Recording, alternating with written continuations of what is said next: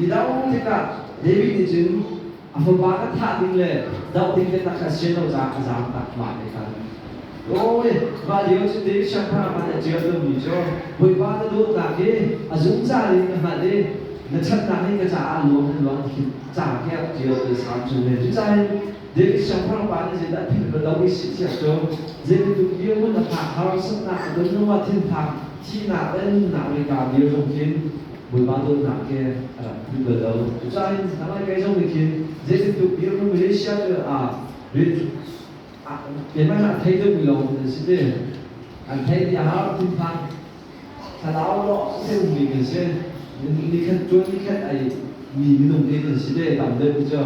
cái bác bảo người tiền chúng ta nghe cần sáng cho nó đủ về thế sáng chứ gì đây cái ấy là gì cần chuột là gì chúng ta không sắc lại thì chúng ta qua lại cần phá cần chung lại cần rộng là thì đủ thế bác sang thì cái không gian nhẹ tầm chúng ta thấy những cái là vừa ra để cân bằng là mua bị cho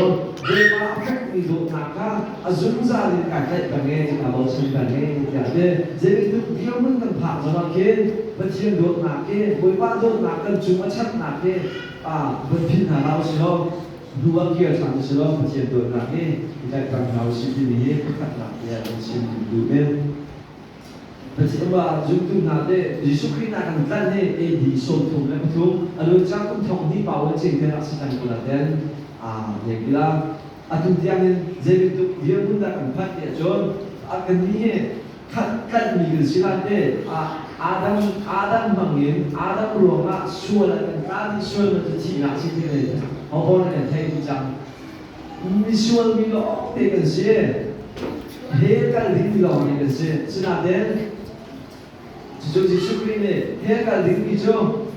akan siya daw sa kasi yung pangay yung Christ ka ang peke anong naktiyan kaya ang dal di ka ang siguro dito kasi yung Jesus Christ yung sa ati visual hindi ito kan sino ba Jesus Christ yung sa ati kanun na ama ni kanun na kan khắp thì kan dùng chính kan giúp thế kan cháu nó học kinh bạch chiến đấy và phá địa chiến phá sinh nặng máu cái chiến phá sinh nặng mỗi cái chiến đấy phá địa cái đây cũng đã cái bao nhiêu thì cái rồi sao thì cái đồ đâu kia phá sinh nặng đấy chiến đấy sang phá việc đấy là sang phá cái là nó vẫn ra bồi việc đấy là bồi sinh trong làm cần gì cần thấy cái bài vở này cần chuẩn bị xin này vẫn chiến phá cần xin là cái gì chúng ta cần có vì bạn cha cần xin thì cần uống cần bỏ kia cái bạn xin trong là cần bỏ một ngày kia cần không tuần là đâu vốn thì chuyện cái bỏ vốn nào cho khi đặt thì đâu cho dễ không phải đâu vậy nhỉ những cái gì thì đặt cần bỏ vốn đó mình thằng mình phá từ phá để xin cái cho vốn cần đủ đi chúng tôi lên cho mặt thì hay xem của rồi cái ai thì mình cho cầu nữa liên để lớn ăn cả đây thiệt cầu cho liên bỏ ra chung lái liên đó hãy xin mình cho liên các sinh ra sẽ để sử dụng mình thằng xin giá khăn xin ăn mặn vậy khác này vậy cả ăn đủ không có cần chiều đó để mình thằng xin giá khăn thì xin mình cho mình thằng mình vậy thì cũng là ăn bò cảm thấy ăn chứ ăn đi vào chơi cơ gặp vui đấy ai thấy mình taxi thì là cái chẳng cái luôn thì xin tôi là hồi đấy xin tôi mình thằng bồi đấy ăn tu pha xí chung khát xí mà mình thằng rung đều đấy ăn cho vui xí các bạn hồi cũng xin cái căn du đi cái gì cũng đi xin ăn bồi việc thì ra đi bồi sáng phang với cái sáng bắt hàng ấy pha cần xí cần đi uống mình muốn thì mình để cái cần xin lúc để cái mình là học sinh thì mình để cái từ ba đến một tiền là một đứa với cái cho Giêsu ka ở tại này thì akan Giêsu này ka azuk na ka letak vui từ thế letak vui thế letak vui rằng là không cách để ai đi na ka Giêsu này ka thì là đúng thì sẽ cho rồi cũng là các cái đồ na rồi có cái cũng cả lạc gì cả cái chỗ vậy na bicara tentang apa bicara ke betul dengan bicara tentang Yesus nak cakap jadi tidak sih ya dah sih dia dah sih dia tu cái nó sợ ba như sang này là một xin nắng ba thì cái nó có việc cũng chưa cải tạo đâu nắng ba chạm cho năm chiếc bồi thì xin cái bồi ba thì xin nó trả đây trong cái thì nó chỉ định thêm chạm xí để vẫn đi vào hàng tình trạng này chỉ xuống đây thì đã lấy sẽ cho bây giờ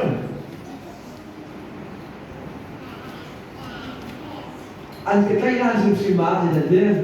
với chúng thành thì thấy đâu nhỉ một ai nhận được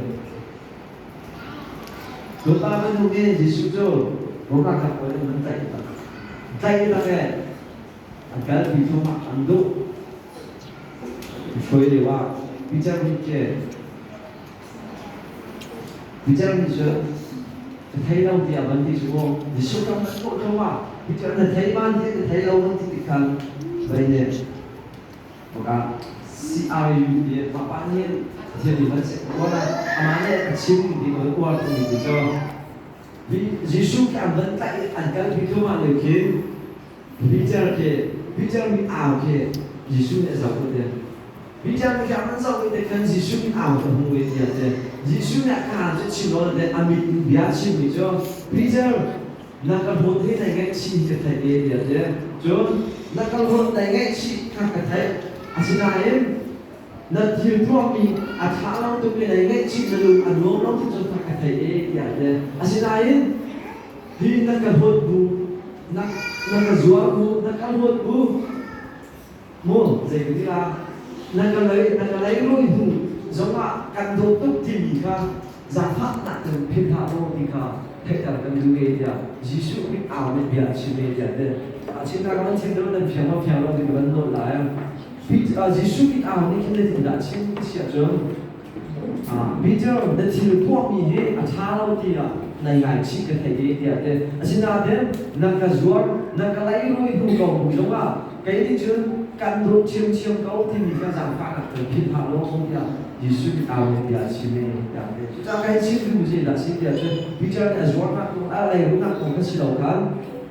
Giêsu đốt nát anh biết cái nát thiên đốt nát thế Giêsu cái trái đốt nát anh biết anh thiên đâu gì à phải chiêm cái gì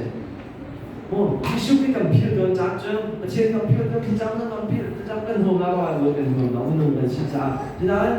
trên cái cầm phiêu đơn Giêsu cái cần trang chúng ra để bà mới chiêu phạm mình nổi nặng và tội cả nhà bé thì đi khác và rồi này rồi nhận mình xem chúng ta Giêsu Christ đốt nát viết lên nát đi anh ăn chút gì hay là cả mà chúng ta cho khát nát mà chúng đứng nát mà chúng ở đâu nát chúng Giêsu cần chúng ta thật gì vậy bố bà khát chiều tiếp cô đội vậy để mà bà đi chơi xin làm chơi bố bà khát chiều Giêsu thật nặng cái tiếp cô đội vậy để Giêsu này đúng chung những đặc biệt làm cho biết nhé Giêsu cũng đúng bây giờ dù chúng ta các trên đồ Việt nó cũng thường chúng ta chú ý ra thế rồi đây thì ngà phong lý cả bị ngà phong lý thằng này còn bị thông hành nhà lối đắp bị chim thụ đau bị dỗ đâm đau khi chia đi đấy đau chúng ta Giêsu khi cần chúng ta thân nặng khi mình vượt thẳng nào xí lo dễ tục tiêu muốn cầm pháo mà Giêsu khi bấu chân cái đi làm cái đốt nặng cái là giúp bấu chân cái gì thì chiều cái nào thì mình cái gặp bạn bè nhà chuẩn bị mình xem để chúng ta bị bạn thằng là gì chứ là xuống chợ mà cần xuống chỗ bạn đều có giống là cricket mà salam thì sân thành sẽ đâu yên anh yêu chân vì các luôn chẳng là chân salam khác cùng sẽ mình sẽ chỗ sẽ thay và chia sẻ lại thôi là thành lập rồi Giêsu Christ chứ dễ thì sân này cũng được mà thì thành thì cao vấn đề cần trả không là kia đặc độอย่างchúng ta buổi bác kia trang chúng hai dân kia cần chia bác cái kia lao cũng thất bại em hai trăm này chính là một cái đây sẽ không thể tự làm hai trăm cho hai cái trăm lại hai trăm mà là hồi cao là hai cái trăm lại mình cả cần phải có một cái thằng cùng đã giúp nào hai cái trăm lại để và bán những khá trăm mấy mình vẫn tự mình vẫn nào dùng một đồ giàu đen cùng đó mà bán chim thì chưa mà hiện tại cái thể chế chưa thì mà bán chim thì chưa cần hắn làm dùng chuyện kiến giúp nào cũng thì cần làm cái đầu tiên chứ hắn đâu mình chịu đó với cái cho bây giờ cả log zoom na kan kon to yo kan Yesus Kristus ya kan pilih kan apa jo Yesus Kristus jo kan king kan kesiapan roh azul nadi kan ya apa jo utama sih kesiapan Yesus Kristus ke mak kesiapan kita tahu dia bicara di bicara apa nama sih jo ini sih lah betul betul kedua dia bicara lalu dia bicara kawan raya bisa direkam buktikan bicara tentangnya dibuktikan bilnya malah kan bicara dia dua di situ beberapa kamera ya jadi itu kalau kan bicara kan beberapa modul macam ya beberapa incara tapi di situ acara macam macam teknik di situ hal kan di bawah sebelum bawah senjata oke kan tempo lama tiba berjalannya anjur tiap begitu di situ dan sini di situ jalan pada kan bukan cukup kan ada siapa pada serang jalan rajam itu semua beberapa dosen bikin kecil dot naknya dia Yesus kan jalan kan baru dot naknya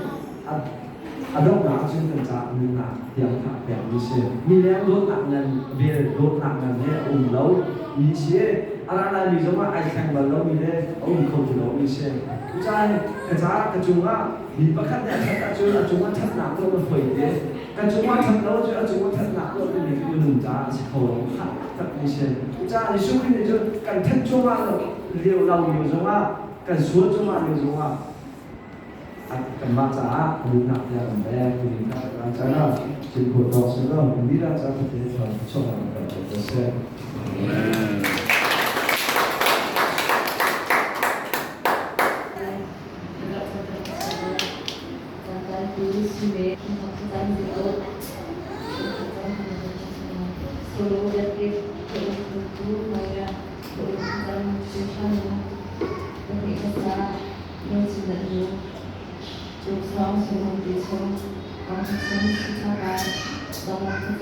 Trong